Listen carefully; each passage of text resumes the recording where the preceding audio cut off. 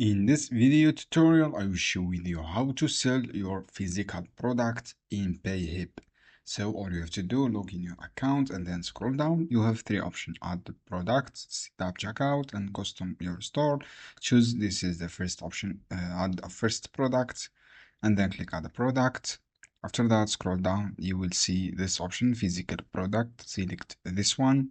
From here, write your title of your product. For example, clothing for all t-shirts. For example, t-shirts oversized. And then from here, choose your price. Here, for example, $65. From here, choose your cover for your product.